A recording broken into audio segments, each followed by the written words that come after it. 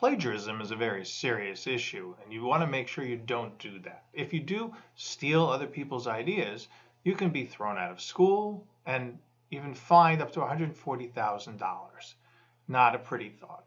So how do we avoid plagiarizing or stealing other people's ideas?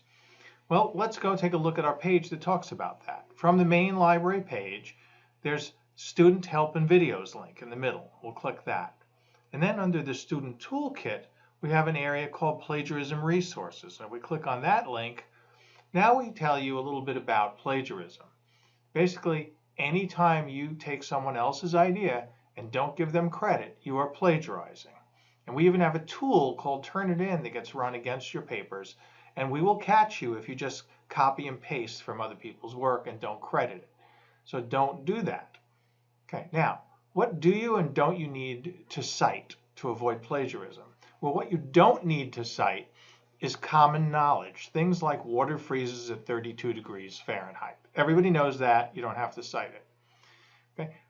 What you don't need to cite is also your own ideas. If this was something you thought of before you did any reading, then it's your opinion and you can use that. But if you formed your ideas after reading, then you can't claim it as your own idea. Okay? You can also use your own previous work. If you've written a poem or taken a photograph or something else or written a paper and you want to repurpose that, it's your own work, you get to use that again without citing it. You might want to say it's been turned in before though. Now what you do need to cite is other people's words. Anytime you find something that's a direct read from them. So if you're putting it in quotes or you're rephrasing it, paraphrasing it is what we call it, or even just putting it in your own words completely, you need to give credit to those people and you need to cite them in a reference and then put it in the bibliography. Anybody else's ideas that you've heard of, even if they're not written down, you need to credit those ideas.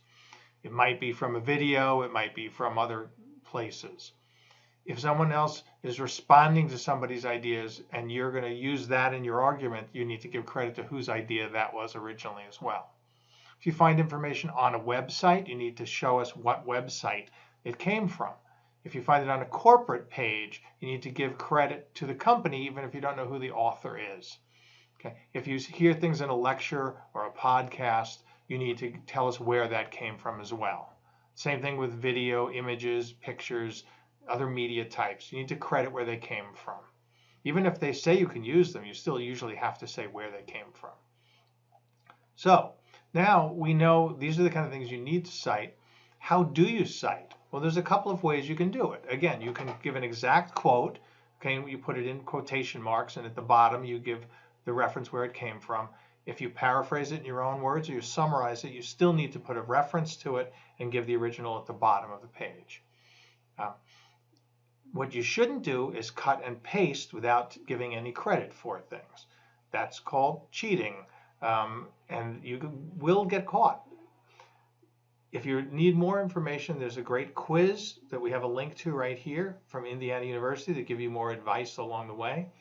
Now, when you do actually cite something, we have a style guide that we use that says, do I use the Chicago style, the MLA style, the APA style? So there's different style guides, but each one of them will have this thing at the bottom called the APA style guide from Purdue OWL, and those will give you the rules in how you do or don't do the actual citations. Okay. Finally, we have another little tutorial that is usually embedded within Canvas that will remind you of this information as well.